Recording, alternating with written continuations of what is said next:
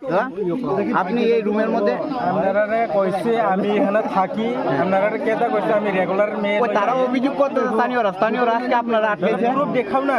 না, তারা দীর্ঘদিন ধরে দেখতেছে, আজকে তো প্রুফ দিছে যে আপনি রুমের মধ্যে মেয়ে। দিন থেকে দেখছে তাহলে প্রুফ দেখাও না।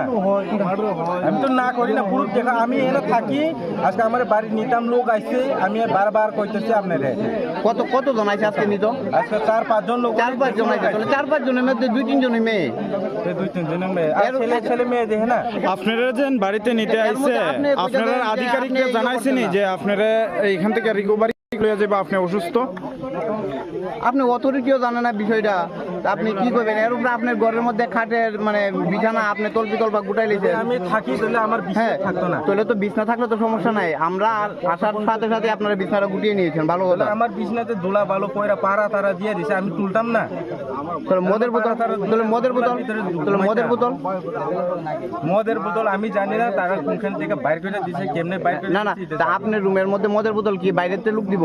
এই রুমে তো বাইরের পারমিশনও নাই, 5টার পরে তো এটা বদ্ধ। আমি জানি না, 5টার পরে তো এটা এমনিতেই বদ্ধ সিস্টেমে। আর এত রাতে আপনি যদি অসুস্থ হন, তো অসুস্থ হইলে তো আপনি অথরিটিরা জানাইবেন, তাছাড়া গার্জিয়ান আসবো। মেয়েরা কি করে?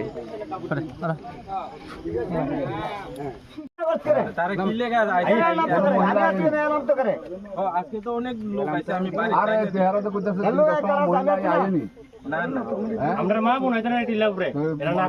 তারা যদি তোমরা কোন সময় দিচ্ছ? মহিলা আইছে কিন্তু পাবলিকে কিন্তু ওই সময় 10:30 মহিলা আগে কইছো।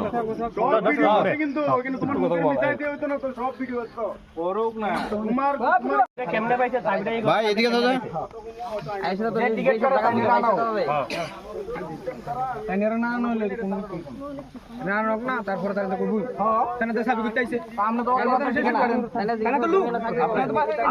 আপনি কি রেগুলার মেয়ে নিয়ে রুমের মধ্যে আছেন?